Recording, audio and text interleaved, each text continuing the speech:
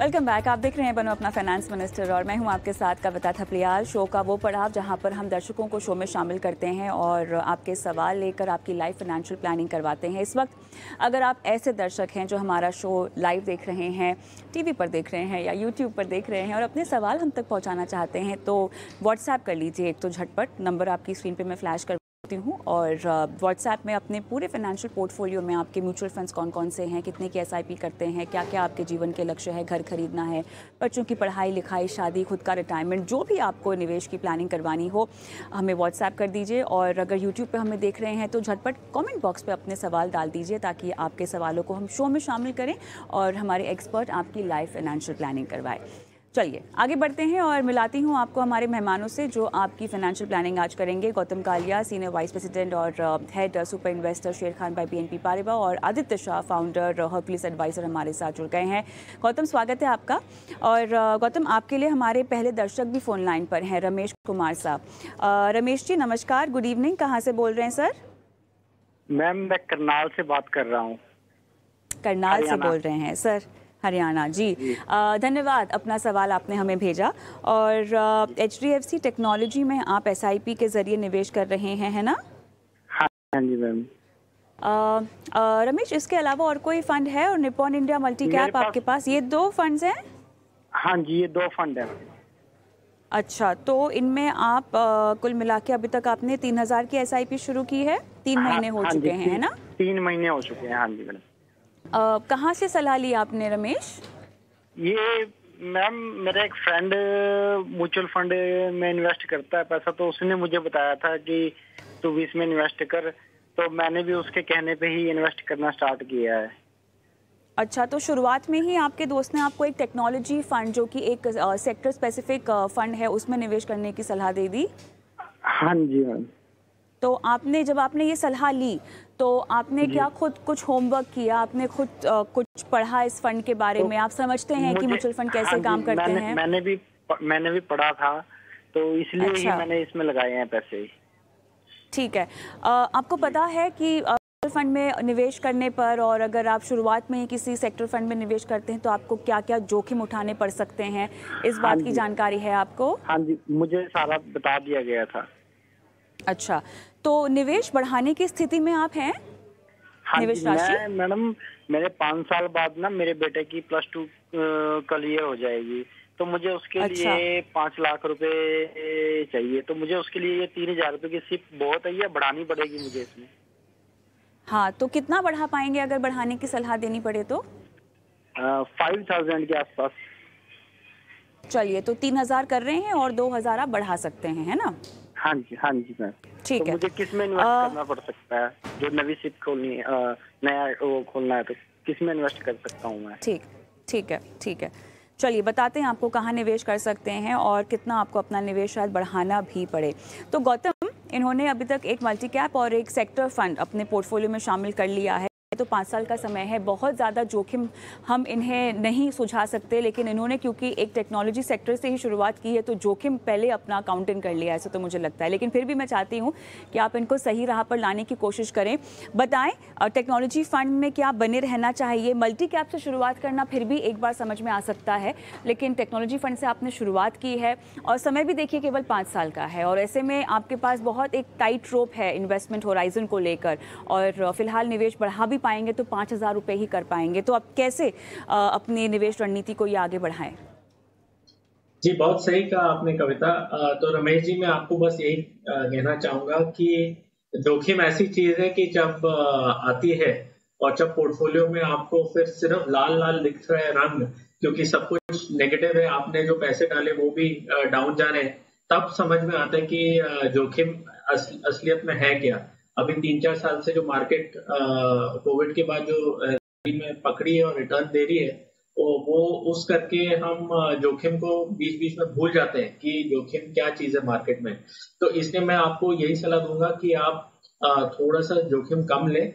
Sectoral fund में return मिलने की संभावना ज्यादा है, क्योंकि वो जोखिम ज्यादा लेता है, एक सेक्टर से लिंक्ड है, मगर सेक्टर के उतार चढ़ाव होते रहते हैं और वो उतार चढ़ाव से आपका मूल्य भी ऊपर नीचे होते रहेगा। तो ये आपको ध्यान में रखना है।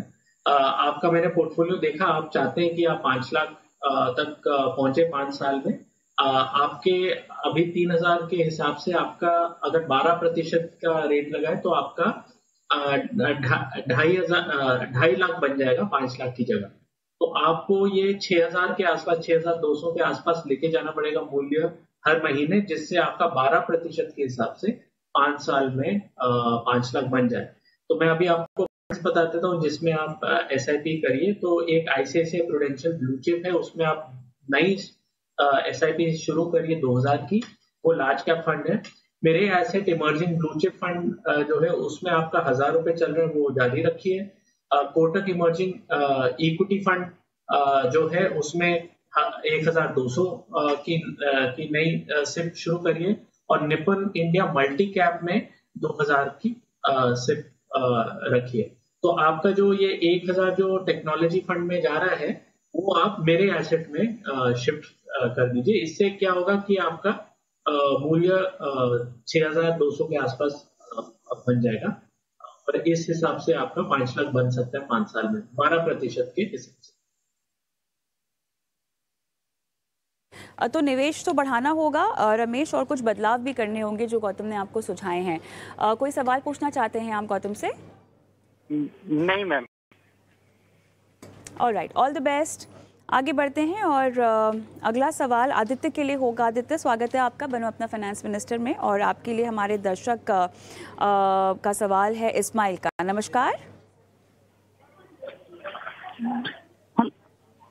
हेलो। नमस्कार मैम। हेलो। हाँ बोलिए। Hello. Good evening. Good evening ma'am. ये 5 साल के लिए 2,000 SIP करना चाहते हैं म्यूचुअल फंड में, कौन सा म्यूचुअल फंड अच्छा है वो? 5 साल के लिए 2,000 रुपए है ना? मंथली SIP करना चाहते। सॉरी, अच्छा, ठीक है। आदित्य, आपको मेरी आवाज आ रही है? तो मैम, निवेशक जो है वो 2,000 रुपए की SIP करना चाहते हैं, तो सबसे पहले मैं ये बता देता हूँ कि कितना कॉर्पस इकट्ठा कर पाएंगे वो। अगर वो 2,000 रुपए की SIP करते हैं और मैं 10% का रिटर्न, एक नॉमिनल रिटर्न अज्यूम करूँ, तो निवेशक नियरली अबाउट जो है वो 10 लाख के आसपास जुटा पाएंगे 5 साल के अंदर। वो हुई पहली बात। दूसरी बात, अगर निवेशक जो है निवेशक का जो टाइम होराइजन है वो बहुत ही ज्यादा छोटा टाइम होराइजन है, तो छोटे टाइम होराइजन के अंदर मार्केट में रिस्क जो है वो ज्यादा नहीं ले सकते हैं। तो मेरे हिसाब से उनको लार्ज कैप या फ्लेक्सी कैप फंड्स में ही रहना चाहिए, जहाँ पे ड्रॉडाउन्स की गुंजाइश जो है वो कम हो जाती है अगर मार्केट में कभी भी कोई करेक्शन आता है। तो इस इन्वेस्टर की SIP सिर्फ 2,000 रुपए है, तो मैंने सिर्फ एक ही फंड चुना है। पराग पर एक फ्लेक्सी कैप फंड में SIP करें। अगले 5 साल तक हर महीने SIP डिसिप्लिन और कंसिस्टेंट वे में करते रहें। और एक करेक्शन है कि 1.65 लाख रुपीस का रिटर्न उनको मिल पाएगा। तो इसमें SIP करें, कंसिस्टेंट और डिसिप्लिन वे में SIP करें, और सिंस आपका टाइम होराइजन छोटा है तो किसी कैप या स्मॉल कैप फंड में जाने की जरूरत नहीं। जी, आपको सलाह समझ में आई? कुछ पूछना चाहते हैं आप गौतम से? आदित्य से। Flexi cap. हेलो, आपकी आवाज मुझे नहीं आ रही है जी। कौन पराग पारिक का फ्लेक्सी कैप फंड बोला है? कौन सा मैम?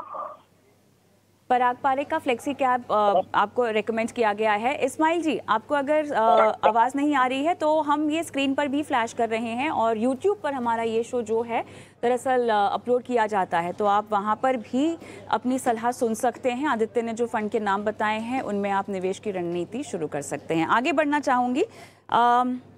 क्या मेरे साथ संदीप मीना फोन लाइन पर हैं? Good afternoon ma'am. कैसे हैं? जी मैम, बढ़िया। चलिए, अच्छा लगा आपने अपना सवाल हमें भेजा। राजस्थान से हैं आप? बहुत बढ़िया। जी मैम। बताइए संदीप, कैसे आपकी सहायता कर सकते हैं? आपको 15 साल में 1 करोड़ चाहिए। पहले भी पोर्टफोलियो भेजा था, तो इसके अंदर मुझे भी क्या है कि स्मॉल कैप के अंदर मुझे मतलब 20,000 रुपए का SIP और कर रहा है, मंथली एड ऑन करना है। तो मैंने जैसे चूज किए हैं कुछ फंड। हाँ, तो मैंने कुछ फंड चूज किए हैं, जैसे आपको लिस्ट में आ रहा होगा, एक्सिस का है, निपॉन का है, PGMI का है, तो मैं थोड़ा सा क्या कि 20,000 रुपये मंथली और फाइनेंस करना चाह रहा था SIP। तो ये फंड सही रहेंगे मेरे लिए या फिर कुछ इनके अलावा कोई और सजेशन रहेगी, ये जानना था। ऑलराइट गौतम, आपके पास आऊंगी, सवाल आपके पास है शायद, बताइए संदीप को कहाँ कुछ बदलाव करने की जरूरत है क्या? जी, तो संदीप का सवाल काफी लंबा है, तो मैं संक्षेप में कोशिश करता हूँ बताने की। संदीप जी, आपको अपने बच्चे की एजुकेशन के लिए 15 साल में 1 करोड़ चाहिए, बच्चे की शादी के लिए 20 साल में 2 करोड़ और रिटायरमेंट 28 साल में 10 करोड़। तो इन तीनों के लिए आपको 12% के हिसाब से पहले के लिए एजुकेशन के लिए 20,000 महीने का, दूसरे के लिए शादी के लिए 20,000 महीने का और रिटायरमेंट के लिए 34,000 महीने का सिर्फ शुरू करना पड़ेगा अभी से, ये करने के लिए। तब जाके आपके सारे ये गोल मीट कर पाएंगे आप। मगर आप इसके लिए एक अलग तरीका भी कर सकते हैं आप, क्योंकि आपके अभी 20,000 की ही मूल्य की स्थिति है, आप हर साल इसको 10% से बढ़ा सकते हैं। अगर वैसे हम हिसाब लगाएं तो आप अपने सारे गोल मीट कर पाएंगे, मगर आपको अपना सिर्फ अभी बढ़ाना पड़ेगा 40,000 के आसपास। तो अगर आप अपना सिर्फ अभी 38,500 के आसपास कर सकते हैं और हर साल 10% से बढ़ा पाएंगे, तब ये सारे गोल आपके मीट हो जाएंगे। अगर आप वो नहीं कर सकते तो रिटायरमेंट का थोड़ा सा भी कम कर दीजिए और धीरे धीरे उसको बढ़ाते रहिए जितना आप कर सकते हैं। मैं आपको जल्दी से फंड्स बता देता हूँ। ICICI प्रूडेंशियल ब्लू चिप में नया सिप शुरू करिए 12,000 का। मेरे ऐसे ब्लू चिप फंड में 2,500 चल रहा है, उसमें 2,000 और शुरू कर दीजिए। कोटक इमर्जिंग इक्विटी फंड है, उसमें आपका 5,000 चल रहा है, वो जारी रखिए। PGI मिड कैप में 1,000 रुपए एक शुरू कर दीजिए नया SIP। Quant small cap fund जिसमें आपका 5,000 चल रहा है, वो आप जारी रखिए। एक्सिस स्मॉल कैप की जगह मैं बोल रहा हूँ निपॉन इंडिया स्मॉल कैप में आप 1,000 रुपए का नया शुरू कर दीजिए। राक पैरेट फ्लेक्सी कैप में 3,000 आपका चल रहा है, उसमें 3,000 और डाल दीजिए। और SBI फोकस इक्विटी फंड में आपका 5,000 चल रहा है, उसमें 1,000 और डाल दीजिए। इससे आपका लार्ज मिड फ्लेक्सी में एलोकेशन भी सही हो जाएगा पोर्टफोलियो के हिसाब से। संदीप, आपको बदलाव समझ में आ गए हैं? मैम, मैं ये चाह रहा था कि जैसे मुझे जैसे लॉन्ग होरिजन है, जैसे 20 ईयर का टाइम है, तो जैसे स्मॉल कैप थोड़ा ज्यादा रखें तो इसके रिगार्ड आप तो मैंने एक्सिस का निपॉन का दोनों। तो स्मॉल कैप केवल एक स्मॉल कैप फंड लेने से ही एक्सपोजर नहीं होता है, आपके पास फ्लेक्सी कैप भी तो है और बाकी तमाम फंड्स भी हैं जहां पर आपको स्मॉल कैप का एक्सपोजर ऑलरेडी मिलता है। लेकिन क्या थोड़ा सा और अग्रेसिव हो जाना सही होगा इनके लिए गौतम? जो मैंने इनको सजेस्ट किया उसमें मिड और स्मॉल में मिनिमम 30% एलोकेशन तो ऑलरेडी है, तो हमारे हिसाब से वो काफी है। वो 30%, 50-60 तक भी जा सकता है फंड मैनेजर के डिस्क्रिप्शन पे। तो मेरे हिसाब से तो ठीक है, और ज्यादा एक्सपोजर लेने की जरूरत नहीं है, क्योंकि जब रिस्क आता है, डाउनसाइड आता है, तो हम गलती कर बैठते हैं इमोशन भावनाओं में बह के। वो भी हमें ध्यान रखना पड़ता है, क्योंकि हमारी आज बात हो रही है, 5 साल के बाद अगर मार्केट नीचे गई तो आप कैसे रिएक्ट करेंगे, उसका मेरे पास कोई कंट्रोल नहीं है। ऑल द बेस्ट संदीप, अपने पोर्टफोलियो में बताए गए चेंजेस को आप इम्प्लीमेंट करें। आदित्य के लिए अगला सवाल मैं पंकज का लेना चाहूँगी। पंकज, क्या आप मेरे साथ फोन लाइन पर हैं? हाँ, नमस्ते मैडम, जलगांव डिस्ट्रिक्ट से बात कर रहा हूँ। कहाँ से बोल रहे हैं आप? सॉरी, मैं सुन नहीं पाई, कहाँ से बोल रहे हैं? मैं जलगांव डिस्ट्रिक्ट से बात कर रहा हूँ, महाराष्ट्र से। जलगांव से बोल रहे हैं, क्या करते हो पंकज? मेरा प्रिंटिंग का बिजनेस है मैम। अरे वाह, तो अभी तो त्योहारी सीजन आपके लिए बहुत अच्छा होगा, नहीं? हाँ, सही बात है मैडम, सही बात है। तो ऑर्डर मिलने शुरू हो गए? अभी तो पितृपक्ष चल रहे हैं, तो शायद चालू हो गया? चालू हो गया मैडम। अच्छा? हाँ, चालू हो गया, ऑर्डर मिलना चालू हो गए मैडम। तो मुझे बताइए, पिछले साल के मुकाबले अब की बार कितनी वृद्धि होगी आपकी कमाई में? तो भी 10% या 20% हो सकती है मैडम, क्योंकि पिछले कोविड की वजह से तो 2 साल 3 साल प्रिंटिंग का बिजनेस बंद ही रहा ऑलरेडी, मगर अभी ये साल से अच्छा हुआ है बिजनेस। हाँ, तो अपनी सर्विसेज महंगी कर दी है क्या आपकी बार? जनरली पेपर का रॉ मटेरियल जो आता है वो बहुत कॉस्टली हो गया, अभी बहुत भाव बढ़ गए, यानी डबल से भाव बढ़ गए, उसकी वजह से इसीलिए पूछ रही हूँ। हाँ, सही बात है मैडम। पेपर का ही अगर प्रोडक्शन देखा जाए तो बहुत कम होने की वजह से भाव बहुत बढ़ गए। चलिए, उसके बावजूद भी आप निवेश की रणनीति यहाँ पर अपनाना चाहते हैं और आपने अपना सवाल हमें भेजा, धन्यवाद। तो कौन से फंड से आपको रिटर्न अच्छा मिलेगा और सेविंग्स करनी है तो सेविंग तो बचत होती है और हम तो आपको निवेश की रणनीति बताएंगे। निवेश करने के बाद जो पैसा बचेगा ना उसे आप अपनी बचत में लगाइएगा, ठीक है। 3 से 5 साल तक पंकज ये बताएं कि कितना आपको इकट्ठा करना है, कितने की राशि इन्वेस्टमेंट के लिए आप अलग से निकाल कर रख सकते हैं, कुछ हमें आइडिया दे ताकि आपकी प्लानिंग बेहतर करवा सके। एक्चुअली अचीवमेंट नहीं रखा मैडम मैंने, मगर मेरा SIP का लक्ष्य है और 3000 महीने के सेविंग करना है फिलहाल, ऐसा मैंने लक्ष्य रखा है। क्योंकि पहले भी मेरे पास में SIP वगैरह है, तो अभी 3000 SIP है, मतलब ऑलरेडी फंड्स हैं पोर्टफोलियो में। हाँ मैडम, म्यूचुअल फंड में ऑलरेडी मेरा तो डिटेल्स दी नहीं आपने?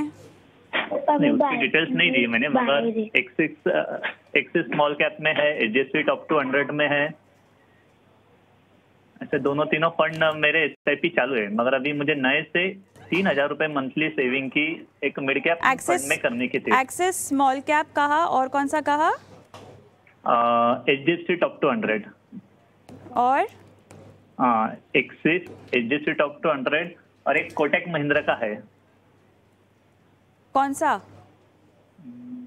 एक अपॉर्चुनिटी फंड ऐसा कुछ तो भी है शायद कोटक का। और कितने की SIP है ये टोटल मेरे हिसाब से 6000 रुपीज ऑलरेडी चालू है मैडम। ओके, 3 से 5 साल में आपको कितना इकट्ठा करना है? ऐसा लक्ष्य नहीं रखा है कि 3 साल में 4 साल में इकट्ठा होना चाहिए, ऐसा लक्ष्य नहीं रखा है। तो पैसे मतलब कुछ निवेश करते रहने हैं, है ना? बस एक तो सेविंग इसका करना है मुझे। तो इसका मतलब ये भी है कि ऐसा नहीं है कि 3 साल पूरे हो जाने के बाद पैसे निकाल लेंगे, 3 से 5 साल पूरे हो जाने पर पैसे निकालेंगे भी तो नहीं ना? नहीं, ऐसा कुछ नहीं मैडम, ऐसा कुछ भी नहीं, मगर मिनिमम 3 साल तक रहना ही है कंटिन्यू SIP के अंदर। तो अभी देखिए, अगर 3 साल से ज्यादा आगे बढ़ सकते हैं ना पंकज, तो आपको जो है हम थोड़ी इक्विटी की और आपकी रणनीति बना सकते हैं, क्योंकि 3 साल में बहुत रिस्क नहीं लिया जा सकता आपके निवेश के साथ, है ना? तो अगर इक्विटी में ही, क्योंकि अभी भी आप इक्विटी में ही निवेशित हैं, ठीक है, पूरी तरह से, तो तो अगर 5 या थोड़ा उससे ज्यादा का साल रख लें तो फिर आपको अच्छी खासी रणनीति यहाँ पर हमारे एक्सपर्ट सुझा सकते हैं। और मैं सीधा उन्हीं की ओर रुख करती हूँ। आदित्य, आपके पास है ये सवाल पंकज का, बताइए। मैम, सबसे पहले तो जैसे कि आपने करेक्टली कहा कि 3 से 5 साल बहुत ही छोटा टाइम होराइजन है इक्विटी मार्केट में निवेश करने के लिए। आज की डेट में भारत के इक्विटी मार्केट बहुत ही ज्यादा एक्सपेंसिव है, तो मेरे हिसाब से 3 से 5 साल के टाइम होराइजन में अगर वो जाना चाहते हैं तो उसी हिसाब से मैंने UTI Nifty 50 index fund suggest किया था, जो कि एक लार्ज कैप इंडेक्स फंड है और जो कि ध्यान रखेगा रिस्क जो इन्वेस्टर ले रहे हैं। जैसे कि इन्वेस्टर ने अभी कहा कि वो निवेश ऑलरेडी कर रहे हैं कुछ स्मॉल और मिड कैप फंड्स में, तो मेरा सजेशन निवेशक को यही रहेगा कि आप एग्जिस्टिंग फंड्स में क्यों नहीं बढ़ाते हैं अपने निवेश को। पर आप निवेश को बढ़ा रहे हैं तो ये भी ध्यान रखिए, मेरे हिसाब से मिनिमम 5 साल 10 साल के नजरिए से ही आपको उन फंड्स में निवेशित रहना चाहिए, क्योंकि जैसे मैंने पहले भी कहा है, आज की डेट में वैल्यूएशन एक्सपेंसिव हैं और एक्सपेंसिव हैं, इसकी वजह से हो सकता है कि इंटरमीडिएट 2-3 साल में आपका रिटर्न जो है वो बहुत म्यूटेड है। तो लंबे टाइम होराइजन की तरफ से जाएंगे आप तो एग्जिस्टिंग फंड्स में ही निवेश कीजिए, नए फंड्स में निवेश करने की जरूरत नहीं है। हमें हमेशा ऐसा लगता है कि हमारे पास जो फंड्स हैं उससे और भी कोई फंड्स हम ले लें ताकि हमारा रिटर्न बढ़ जाएगा, पर ऐसा नहीं होता है। अगर आप 6000 रुपए 7000 रुपए की SIP कर रहे हैं तो आपके पास 2 या 3 फंड्स है, वो मोर देन इनफ है आपके निवेश के लिए। तो एग्जिस्टिंग फंड्स में कंटिन्यूड रहिए और ये 3 से 5 साल के टाइम होराइजन को बढ़ा के मिनिमम 7 से 10 साल का कीजिए, तो आपको कुछ अच्छा रिटर्न इक्विटी मार्केट से मिल सकता है। चलिए पंकज, आपको सलाह समझ में आई? कुछ आपको आदित्य को पूछना है? नहीं, कुछ पूछना है मैडम, आ गया ध्यान में। ठीक है। All the best, all the best. चलिए शो को आगे बढ़ाते हैं और अब सीधा हम रुख करते हैं निवेश के गुरु मंत्र की ओर।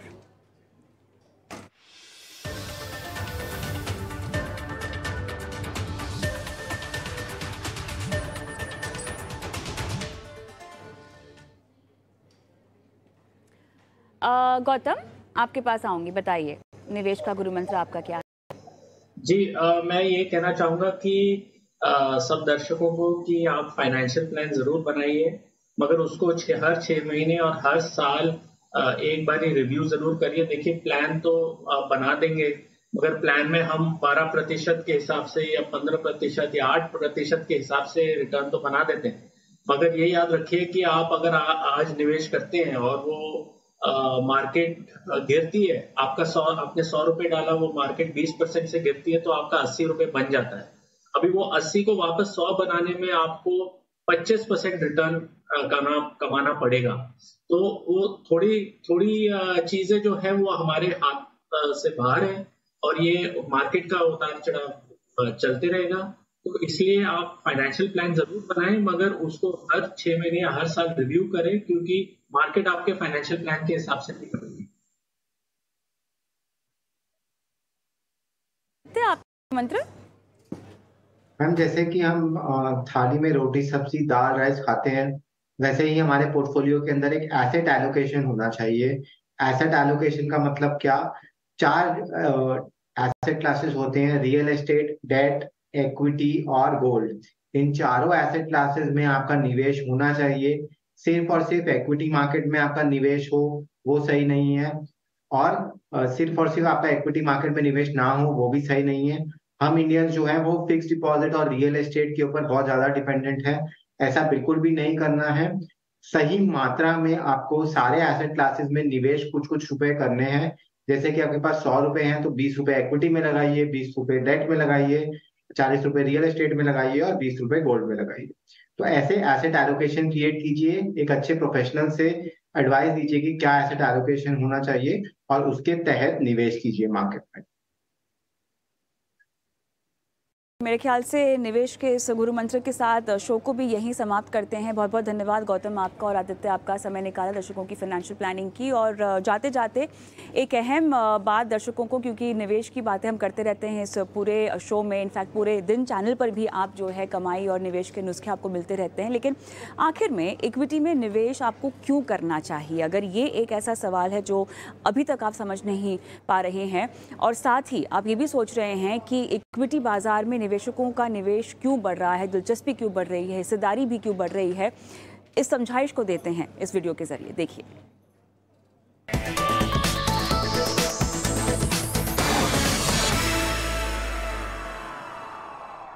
निवेशकों के लिए बहुत ज़रूरी है कि वो बचत के साथ साथ निवेश की भी स्ट्रैटेजी को अपनाएं, और निवेश के लिए अक्सर पारंपरिक निवेश विकल्प को ही चुना जाता है, जिसमें रियल एस्टेट होता है, सोना खरीदना, फिक्स डिपॉजिट करना या फिर इंश्योरेंस पॉलिसी जिसमें निवेश का भी विकल्प हो, अक्सर निवेश के पोर्टफोलियो में शामिल होते हैं। लेकिन इक्विटी बाजार अभी भी निवेशकों को पैसे लगाने से पहले यहाँ पर डर लगता है। कुछ लोग दूसरों के हाथ जले होने के अनुभव से डरते हैं और कुछ लोगों को बाजार की समझ नहीं होती। लेकिन कोविड के बाद ये देखा गया है कि लोगों में शेयर बाजार में निवेश को लेकर जागरूकता बढ़ी है, रुचि बढ़ी है और शेयर म्यूचुअल फंड के जरिए निवेश जो है वो किया जा रहा है, और ये सिर्फ बड़े शहरों में नहीं, छोटे शहरों में भी बढ़ता हुआ दिखाई दे रहा है। लेकिन चलिए आपको बताते हैं कि इक्विटी में निवेश करने की सबसे बड़ी वजह क्या है। सबसे बड़ी वजह है महंगाई से ज्यादा रिटर्न, जो आपको किसी भी निवेश विकल्प में नहीं मिलेगा। आप निवेश अपने आर्थिक लक्ष्यों के लिए करते हैं। ये लक्ष्य आपके बच्चे की पढ़ाई का खर्च हो सकता है, आपका पहला घर हो सकता है, आपकी रिटायरमेंट की प्लानिंग हो सकती है। इन सब के लिए किसी भी फिक्स्ड इनकम में निवेश करने के साथ साथ आपको इक्विटी, जहां महंगाई को मात देने वाला रिटर्न मिलता है, लिक्विडिटी का फायदा है, टैक्स का फायदा है, जरूर अपनाना चाहिए।